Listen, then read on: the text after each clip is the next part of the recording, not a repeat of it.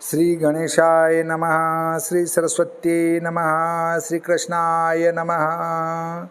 देखिए, आज मैं आपको प्रथम स्कंद का 18वां अध्याय श्रवण कराता हूँ। आप प्रेम से मन लगाकर श्रवण कीजिए। अष्टादश अध्याय में कियो नृपति अति पाप, ताके बदले में दियो श्रृंगी ऋषि ने श्राप। जो राजा परीक्षित अश्वत्थामा के ब्रह्मास्त्र से दग्ध होकर माता के पेट में नहीं मरे, यह अद्भुत कर्म वाले श्री कृष्ण जी की ही कृपा थी। ब्राह्मण ने क्रोध करके शाप दिया कि तुमको तक्षक सांप काटेगा, तो भी इस प्राणनाशक महाभय से मोहित न हुए और भगवान वासुदेव के चरणों में ही लवलीन रहे। सबका संग त्याग वैराग्य ले भगवत तत्व जानकर व्यास पुत्र श्री सुखदेव मुनि के समीप श्री गंगा जी के तट पर तनु त्याग किया। ऐसे श्रीमद् भागवत की वार्ता सेवन करने वाले को, उनकी कथा अमृत पान करने वालों को, श्री कृष्णचंद्र के चरण कमल स्मरण करने वालों को अंत काल में भी संभ्रम नहीं होता है। कलयुग प्रविष्ट तो हुआ, परंतु सब स्थानों में अभी तक प्रवेश नहीं किया, जब तक पृथ्वी में नरेश परीक्षित राज्य करते रहे। जिस समय से श्री कृष्णचंद्र आनंद कंद ने पृथ्वी को त्यागा, उसी दिन से यहाँ अधर्मवर्धक कलयुग ने सब पृथ्वी प्रवेश कर लिया। राजा परीक्षित ने कलयुग से शत्रुता नहीं की, किंतु भ्रमरवत सारग्राही हुए, क्योंकि जिस कलयुग में मानसी पुण्य तो संकल्प मात्र करने से सिद्ध होता है और संकल्प करने से पाप नहीं होता। यदि कदाचित करो भी तो उसका फल तत्काल नहीं होता। जो प्राणी धैर्य से कार्य करने वाले हैं, उनका अधर्मी कलयुग क्या कर सकता है। मदांध मनुष्यों में कलयुग शीघ्र प्रवेश करता है, जैसे बालकों में भेड़िया आता है और सूरमाओं के निकट नहीं आता। पुण्य रूप परीक्षित का आख्यान आपके सामने वर्णन किया। भगवान वासुदेव की कथा वार्ता जिसमें हो, ऐसी कोई आख्यान और पूछो। कहने योग्य श्री कृष्णचंद्र के कर्म हैं। उन भगवान वासुदेव की जो जो कथा गुण कर्म आश्रय हैं, वह मनुष्य संसार में सुख की इच्छा करने वालों को सदा सेवने योग्य हैं। सब ऋषि बोले कि हे सुत, हे सौम्य, सहस्र वर्ष की तुम्हारी आयु हो, बहुत दिनों तक तुम्हारा यश रहे। जो तुम श्री कृष्णचंद्र के चरित्र मनुष्यों को अमृत के समान पान कराते हो, अविश्वास वाले इस कर्म रूपी धुएं से धुंधली आत्मा हमारी हो गई। आप मनुष्यों को अमृत रूपी श्री कृष्ण के चरणार बिंदुओं को मधुपान कराओ।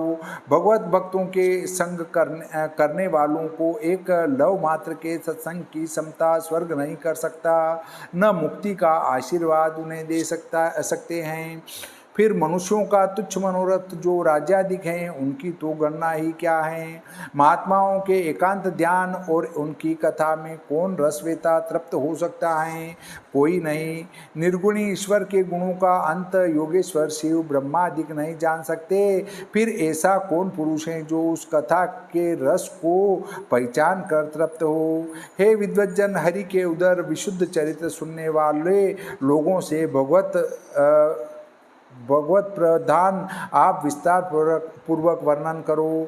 महाभागवत मोक्ष के जानने में चतुर बुद्धिमान राजा परीक्षित व्यास पुत्र शुक्राचार्य के कहे हुए ज्ञान से गरुड़ध्वज श्री हरि के चरणों की समीपता को प्राप्त हुए। अति श्रेष्ठ पुण्यदायक, जिसमें सुगम अर्थ, अति अद्भुत योगागम्य अनंत चरित्र युक्त परीक्षित का, जिसमें कथानक भागवतों का आनंददायक बहुत बड़ा आख्यान हमसे कहो। सूत जी बोले, हे ऋषियों, बड़े आनंद की बात है कि विलोम में हमारा जन्म है तो भी वृद्धों की सेवा से हमारा जन्म सफल हुआ और महात्माओं का सत्संग कुल के जन्म की जो मानसी पीड़ा है, उसको शीघ्र नाश करता है।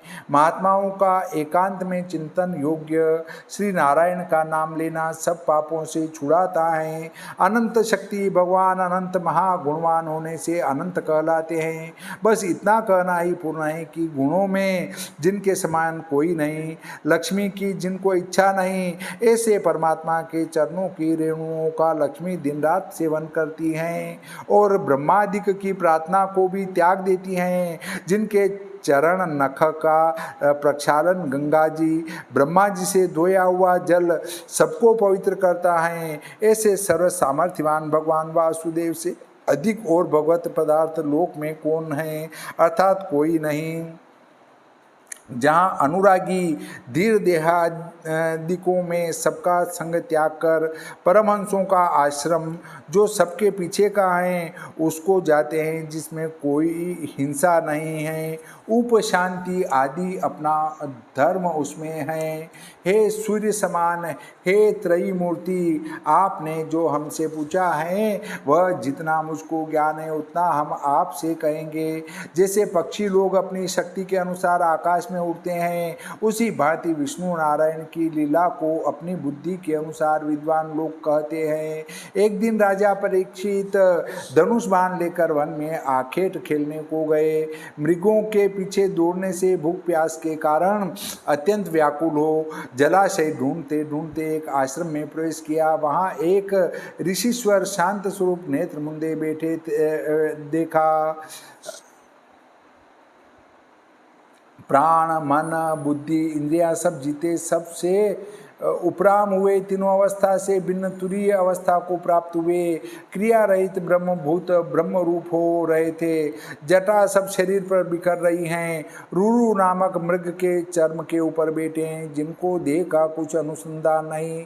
उन शमीक मुनि से भूख प्यास का मारा शुष्क कंठ राजा बोला, मैं प्यासा हूँ। जब ऋषि ने तृण भूमि अर्घ्य मीठे वचनों से राजा का सत्कार नहीं किया, तब राजा ने अपने मन में समझा कि इसको अपने तप का घमंड है, इसलिए इसने मेरी अवज्ञा की। यह समझ राजा के मन में क्रोध उत्पन्न हुआ। हे ब्रह्मन, ऐसा कभी नहीं हुआ जो राजा ने भूख प्यास से व्याकुल हो ब्राह्मणों पर क्रोध और मत्सरता की हो। यह विचार कर राजा परीक्षित ने उस ब्रह्म ऋषि के कंठ में मरा हुआ सर्प क्रोध करके धनुष के अग्रभाग से डाल दिया और अपने नगर को चला आया। मतलब जो इतने ब्रह्मज्ञानी राजा थे, जिनको भगवान ने गर्भ में दर्शन दे दिया, उनकी ऐसी कुबुद्धि हुई कि ब्राह्मण पर क्रोध किया और क्रोध करके उनके गले में मरा सर्प डाल दिया। अब मरा सर्प डालने से ऋषि के क्या फर्क पड़ा, परंतु जब व्यक्ति की बुद्धि उल्टी हो जाती है तो जो नहीं करना होता वो भी कर डालता है। और मार्ग में मन ही मन यह कहता जाता था, सब इंद्रियों को रोके नेत्र मुंद झूठी समाधि लगाए। इसने अपने मन में यह समझा होगा कि क्षत्रिय लोग हमारा क्या करेंगे। उनका अति तेजस्वी बालक पुत्र बालकों के संग खेलता था। वहाँ किसी लड़के ने आकर कहा, हे बंधु, आज तुम्हारे पिता के गले में राजा परीक्षित मरा हुआ सांप डाल गए हैं। उन ऋषि जी का बच्चा बालकों के साथ खेल रहा था। किसी लड़के ने आकर उससे कहा कि तुम्हारे पिताजी के गले में राजा परीक्षित मरा सांप डाल गए। यह बात सुन श्रृंगी ऋषि कहने लगा, बड़ा अधर्म है कि पालक दास द्वारपालक तथा राजाओं को अपने स्वामी में अपराध करना नहीं चाहिए, जैसे काक श्वान करते हैं। क्षत्रियों को ब्राह्मणों ने द्वारपालक किया है। द्वारवासी घर में जाकर उसी पात्र में कैसे भोजन करने योग्य हैं। पाखंडियों के शिक्षक भगवान श्री कृष्णचंद्र पृथ्वी से चले गए। मैं धर्म के सेतु तोड़ने वालों को आज भली भांति शिक्षा करता हूँ, तुम सब मेरा पुरुषार्थ देखो। यह कह श्रृंगी ऋषि क्रोध से लाल नेत्र कर अपने समान बालकों के सम्मुख कोशी की नदी का जल हाथ में लेकर राजा के ऊपर वाघ वज्र छोड़ा। आज से 7वें दिन मर्यादा नाशक कुल में अंगारक रूप मेरा भेजा हुआ तक्षक सर्प मेरे द्रोही को काटे।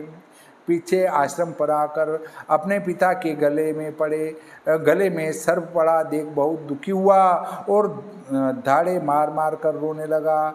हे ब्रह्मन, वह अंगिरा गोत्री शमीक ऋषि पुत्र का विलाप सुन साधारण से नेत्र खोलकर अपने कंठ में मरा सांप देखा।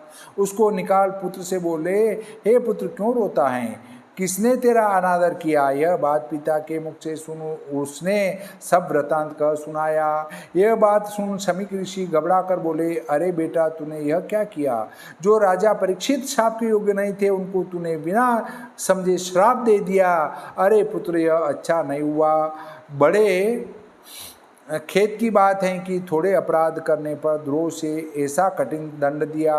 हे मूर्ख, राजा परीक्षित मनुष्यों के समान नहीं है, उनका पराजय करना योग्य नहीं है। जिसके महातेज से प्रजा रक्षित हो, भय रहित सदा सुख भोगती हैं। श्री भगवान का स्वरूप राजा प्रजा की रक्षा न करे तो मेंढों के समूह की भांति यह लोक चोरों के बढ़ने से नष्ट हो जाए। जब राजा नष्ट हो जाएगा तो उसका धन भी लूट जाएगा। इस पाप से हमारा सब वंश पाप भोगेगा।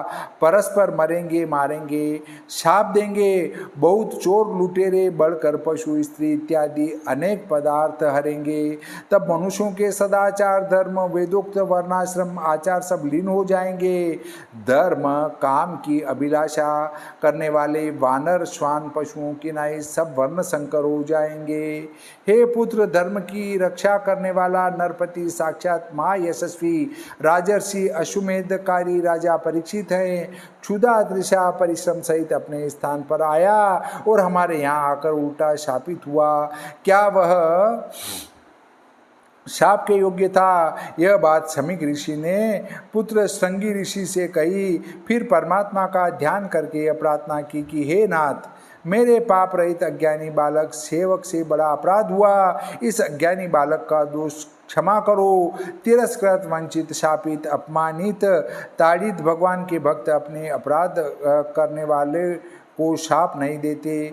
पुत्र के अपराध से महामुनि अत्यंत दुखी हुए, परंतु राजा ने जो अपराध किया उस पर कुछ ध्यान नहीं दिया। प्रायः पर कार्य के साधक ब्राह्मणों को दुख सुख कुछ नहीं व्यापता, न उनको कोई व्यर्थ हो न हो अप्रसन्न हो, क्योंकि वे अपने गुणों से सर्वव्यापक ईश्वर के समान आप हो जाते हैं। फिर शमीक ऋषि ने सोचा कि जो कुछ होना था वह हुआ, परंतु राजा को यह वृत्तांत अवश्य कहला भेजना चाहिए जिससे वे अपने मोक्ष का उपाय कर लें। मतलब शमीक ऋषि ने सोचा कि जो होना था वो तो हो गया, पर अब राजा को तो कहो ताकि वो अपने मोक्ष का उपाय कर ले। यह बात सुनकर जगत के लोग तो श्रृंगी ऋषि को दूषण देंगे ही, परंतु ऐसे धर्मात्मा राजा को यह बात अवश्य बता देनी चाहिए। यह विचार शमीक मुनि ने अपने एक शिष्य से कहा, तू राजा परीक्षित के पास जाकर हमारी ओर से आशीर्वाद देकर यह कहना कि श्रृंगी ने तुमको श्राप दिया है कि सांप के काटने से तुम्हारी अकाल मृत्यु होगी।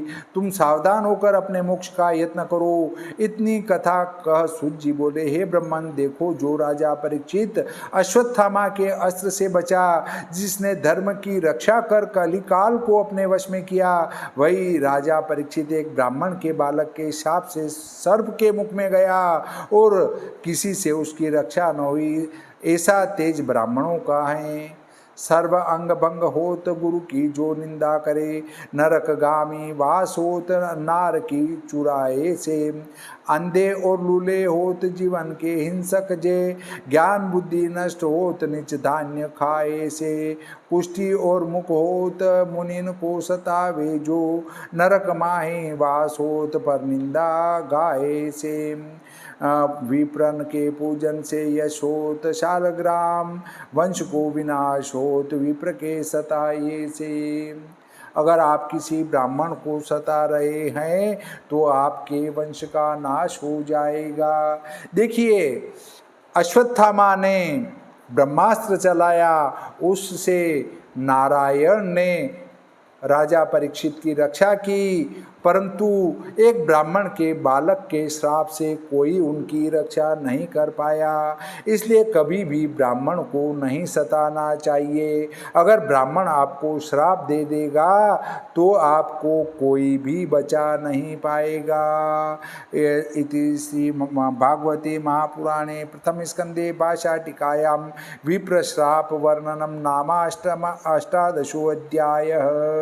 बोलिए श्री कृष्णचंद्र भगवान भगवान की जय, श्री रामचंद्र भगवान की जय, बजरंग बली की जय, सरस्वती मैया की जय, श्री गणपति जी महाराज की जय।